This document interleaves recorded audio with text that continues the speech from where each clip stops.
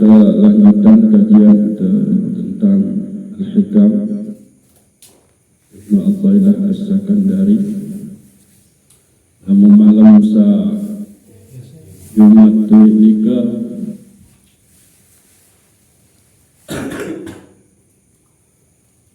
sama membahas tentang Nabi Pak RT.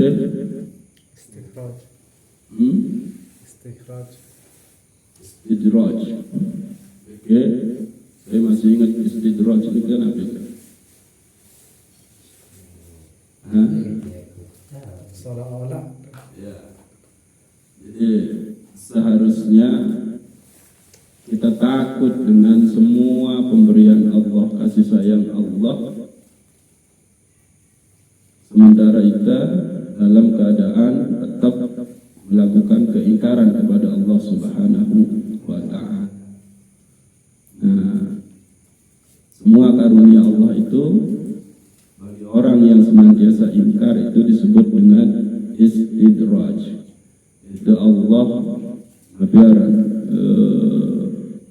ya seperti nyola-olah sehingga kita mengalami kelupaan sampai akhir hayat kita tetap berada di dalam keingkaran kepadanya. Terus berikut Nabi pembahasan satu lu kan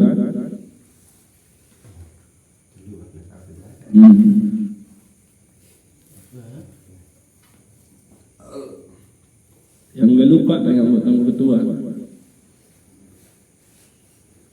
anjir insyaallah mudah-mudahan ingat tebarang. Nah, mungkin terbahas 4 perkara emang penting juga niki penting untuk kita pahami sehingga mudah-mudahan dengan kita memahami niki dan mampu terjalani dalam perjalanan hidup kita. Jadi manusia yang berpikir nih itu adalah pada dasarnya dia senantiasa mawas diri karena akal pikiran nikah berfungsi untuk membedakan antara yang hak dan yang batil, mana yang akan membawa kepada kesengsaraan, mana yang akan membawa kepada kebaikan dan keselamatan. Jika adalah salah satu fungsi akal manusia.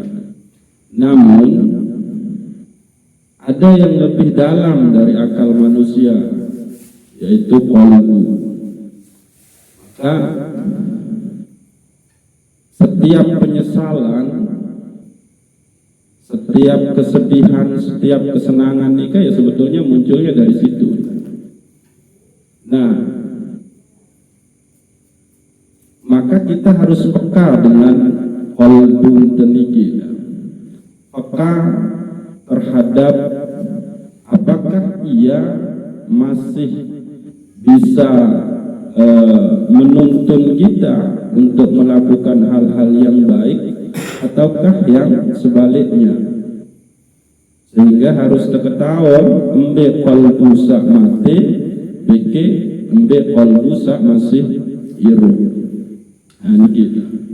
Jadi min alamati mautil qalbi adamal huzni ala ma fataka minal mawafaqati wa tarkun nadam ala ma fa'altuhu minaz zallati.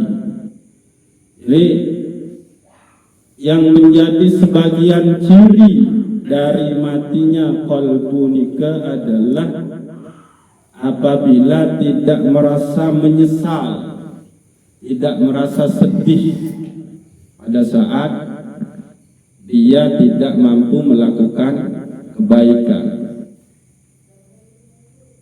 Malam Sabtu sawit sampun dan singgung ini aku coba bahas lebih jauh malik dikit. Ini kisah pertama. Jadi ciri qalbu yang mati nikah adalah apabila tebing kesempatan sida-sida Allah Subhanahu wa Ta'ala untuk melakukan kebaikan, lagu ternyata ndek tegawe. Nah terus ndek narak rasa sedih, ndek narak rasa menyesal, karena ndek milih gawe kebaikan nika. Berarti itu sudah tanda qalbunya mati. Jadi yang seharusnya adalah kalau kita sudah mengetahui Allah Subhanahu wa Ta'ala memberikan kita waktu, kesempatan untuk berbuat baik, maka segera laksanakan. Maka itu menjadi ciri qalbu yang hidup. Becak tenggawe kebaikan, becak tenggawe jalani kewajiban-kewajiban, baik kewajibannya terhadap Allah Subhanahu wa Ta'ala maupun kewajibannya secara muamalah sosial kemasyarakatan. Dan alhamdulillah kita niki sudah menjalankan itu.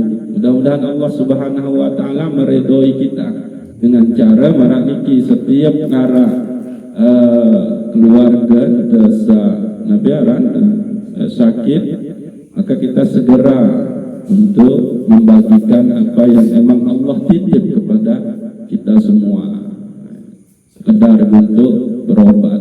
Maka niki sudah kita ada ikhtiar untuk melaksanakan apa yang memang seharusnya kita jalankan untuk saudara-saudara kita yang tidak mampu. Ini ciri qalbu kita hidup. Nah, yang sebaliknya, kalau ternyata kita memiliki dianugerahi oleh Allah Subhanahu wa Ta'ala kelebihan rezeki, terus mentawi kanan, kita ketahui ada saudara-saudara kita sedang sakit, lalu kita tidak mau membantunya, maka itu sudah menjadi ciri qalbunya mati. Niki yang pertama. Lalu yang kedua yang menjadi ciri qalbu seseorang itu mati adalah apabila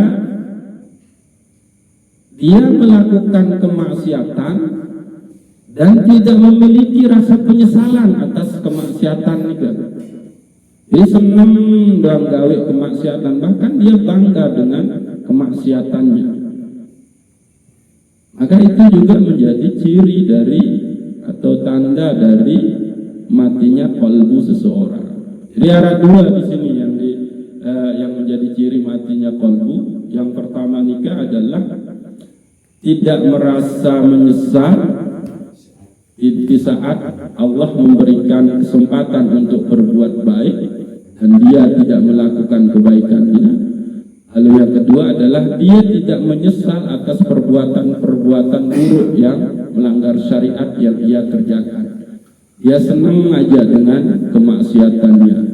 Bahkan dia bercerita ke orang lain, biar minta tuh begini, itu berarti qalbunya tertutup. Maka khatamallahu ala qulubihim wa ala sam'ihim wa ala absarihim. Allah menutup rapat-rapat qalbu mereka. Kalau sudah ditutup rapat-rapat, maka kefasikannya tidak bisa keluar, hidayah tidak bisa masuk. Nah, kita berdoa semoga kita terhindar dari qalbu yang mati niki, qalbu yang tertutup, qalbu yang sakit dan qalbu yang keras.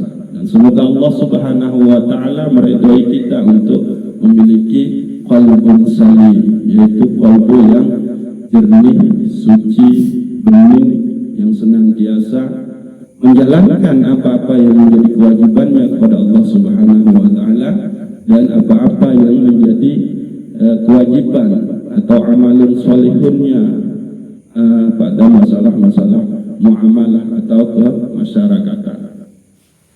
Nah, ini kisah pertama yang harus kita renungi.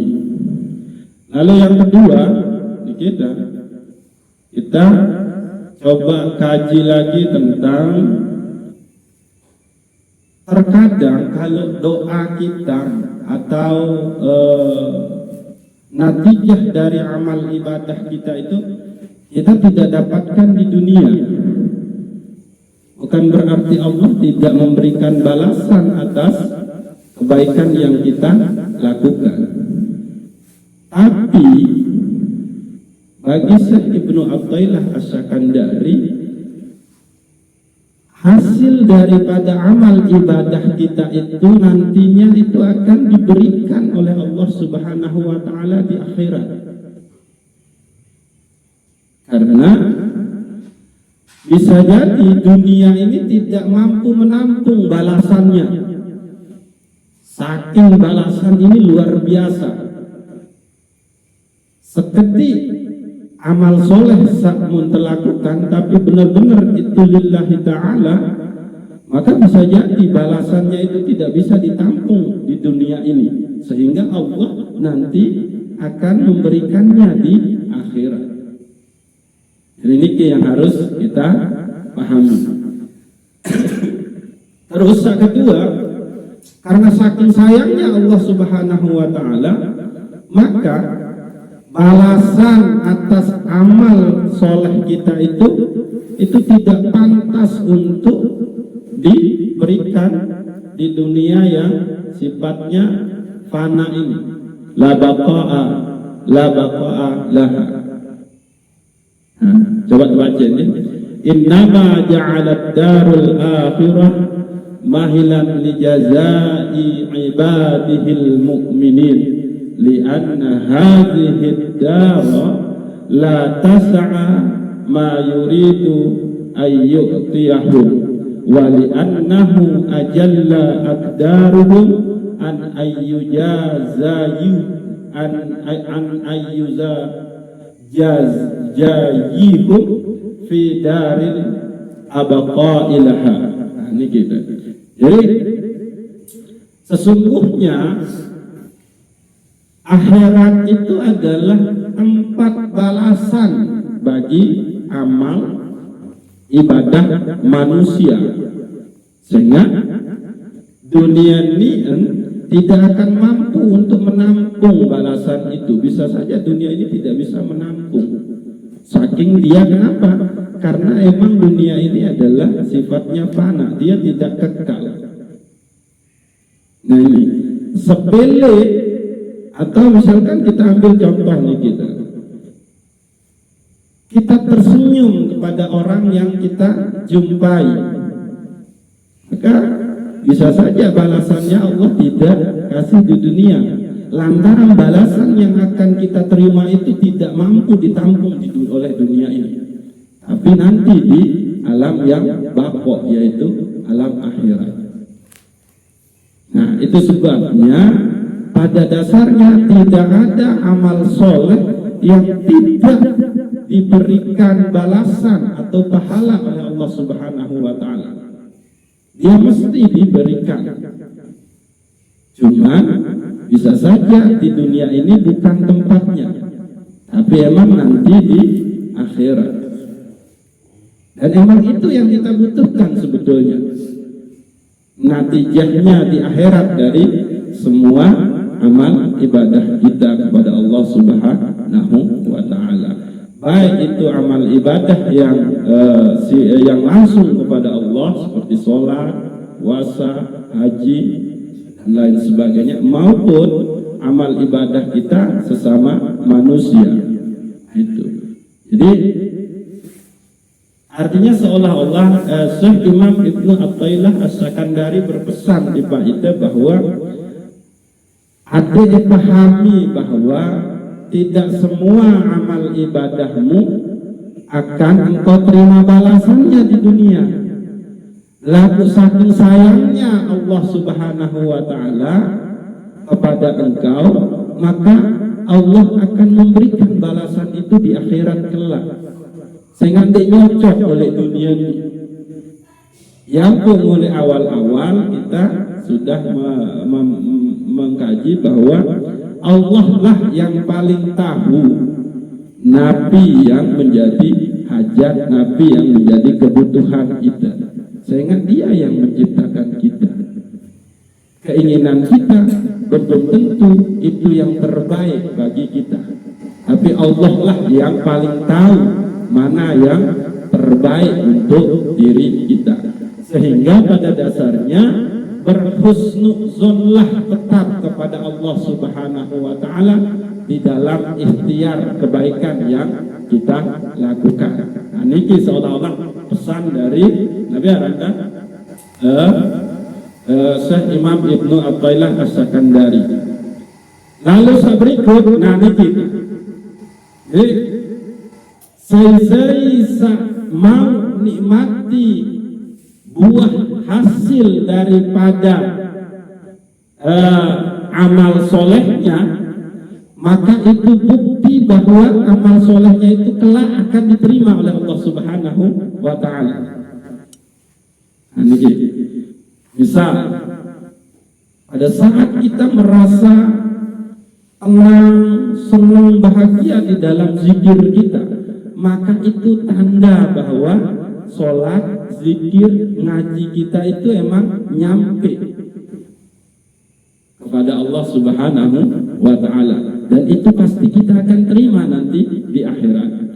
Man wajada samarata amalihi ajilan bahwa dalilun ala wujudil qubul ala wujudil qabuli ajilan. Jadi barang siapa yang mendapatkan kenikmatan dari buah amaliyahnya, maka itu menjadi dalil, bukti bahwa amal perbuatan nikah diterima oleh Allah Subhanahu wa Ta'ala. Cuma dari permasalahan kemudian adalah kalau kita sudah merasakan kenikmatan di dalam ibadah kita, jangan sampai kemudian kenikmatan ibadah itu yang kita kejar, atau itu yang menjadi sebab beribadah lebih kuat balik. Tidak. Ingat, kenikmatan rasa di dalam beribadah itu adalah anugerah, atau yang disebut dengan warid dari wirid kita. Jadi tetap yang menyebabkan kita untuk beribadah itu adalah dia yang menjadi sumber kenikmatan, ketenangan di dalam beribadah itu sendiri.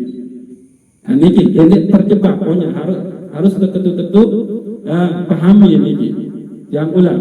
Jadi saya mampu mau nikmati hasil amaliyahnya, dia merasakan ketenangan, misalkan kedamaian, kan?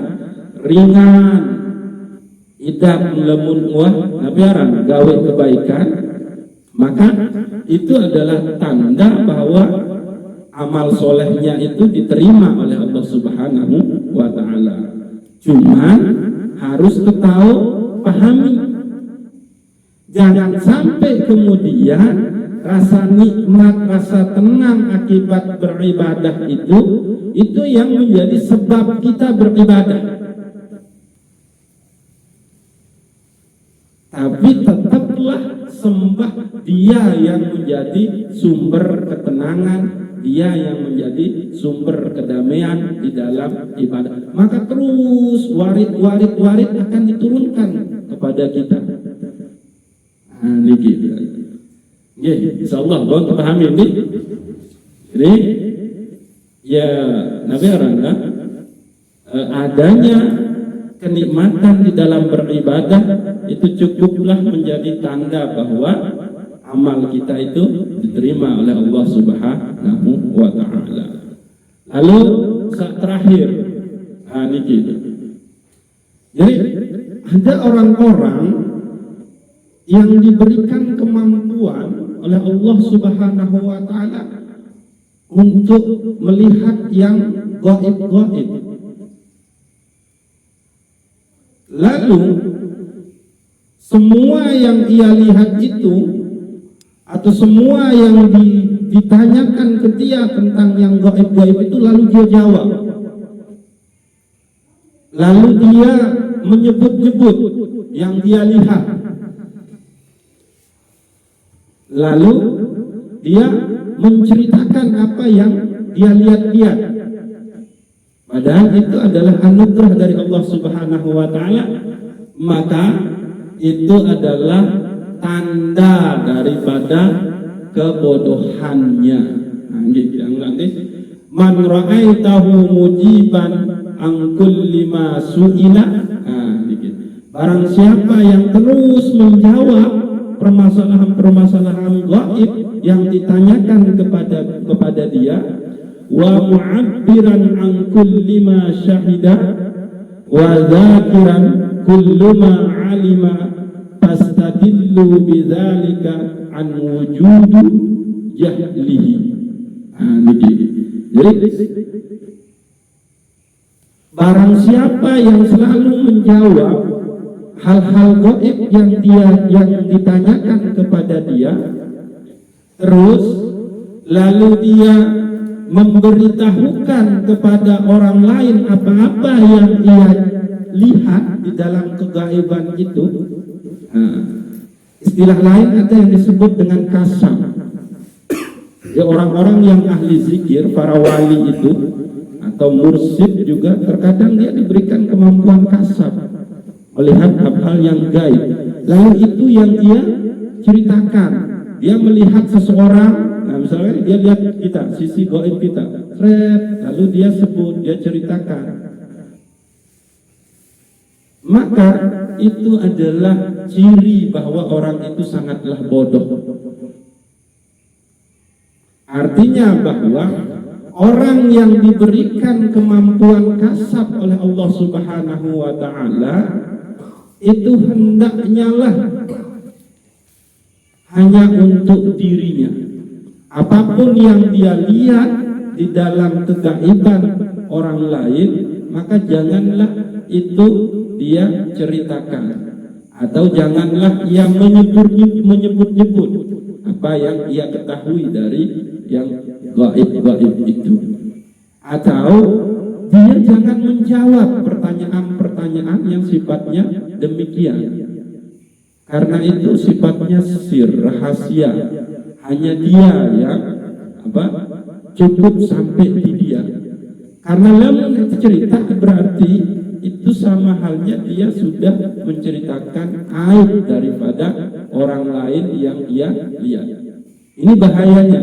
Itu sebabnya para kibarul aulia yang dia minta kepada Allah Subhanahu wa taala itu adalah supaya mereka tidak diberikan kasab, kemampuan untuk melihat yang gaib-gaib itu. Karena dia takut. Lalu entah menghindar. Emang itu salah satu menjadi ciri kewaliannya.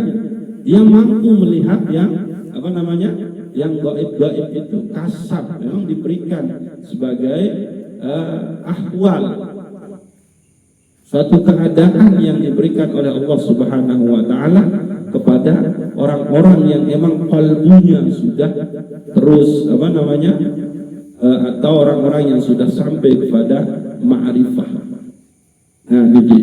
Nah, kalaupun akhirnya dia menceritakan, menyebutnya dan mengingat-ingat apa yang ia lihat, maka bizalika an wujudu jahlihi, maka itu menjadi tanda ciri kalau orang itu adalah bodoh. Jadi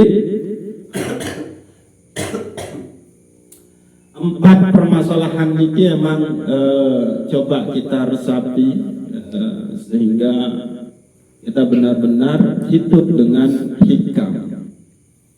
Nah, orang-orang yang sudah memahami atau mempelajari al-hikam, maka dirinya lebih menjadi orang yang arif dan bijaksana di dalam menjalani hidup dan kehidupan sehari-harinya. Yang ulang pembahasan pertama ini adalah tanda kalbu seseorang itu mati. Yang pertama, apabila dia tidak merasa menyesal, tidak mampu melakukan kebaikan, dan yang kedua, dia pun tidak merasa menyesal merasa bersalah kalau sudah melakukan keburukan, malah dia senang dengan keburukannya. Maka itu adalah ciri dari qalbu yang mati. Nah, yang kedua adalah pembahasan kita bahwa akhirat itu adalah tempat dibalasnya amal perbuatan orang-orang mukmin. Darul jaza. Ad-dunya darul amal wal akhirah darul jaza. Dunia ini adalah tempat kita beramal dan akhirat adalah tempat kita menerima dari natijah hasil daripada amal-amal kita. Loh, kenapa seperti itu? Karena bisa jadi dunia ini tidak mampu menampungnya, tidak mampu menampung balasan Allah Subhanahu wa taala karena dia tidak kekal. Saking besarnya yang akan kita terima sehingga dunia ini tidak mampu menampungnya. Lalu yang ketiga adalah orang-orang yang mendapatkan kenikmatan atau buah daripada amaliyahnya, maka itu menjadi ciri kalau amaliyahnya itu diterima oleh Allah Subhanahu wa taala. Cuman harus kita sadari bahwa kalau kita sudah menikmati amaliyah kita atau yang disebut dengan al-warid oleh Syekh Ibnu Athaillah As-Sakandari, maka jangan sampai kita beribadah lantaran rasa yang kita nikmati tadi. Maka ibadah tetaplah kepada Allah Subhanahu wa taala, lillahi taala. Nah, lalu yang terakhir adalah ada orang-orang yang diberikan kemampuan kasab oleh Allah Subhanahu wa taala. Dia mampu melihat hal-hal yang gaib. Lalu kalau itu dia ceritakan, dia sebut, dia ingat, dia jawab yang bertanya-tanya tentang nikah, maka sesungguhnya orang itu adalah orang yang bodoh. Ya, mudah-mudahan Allah Subhanahu wa taala memberikan kita hikmah dari apa yang kita kaji.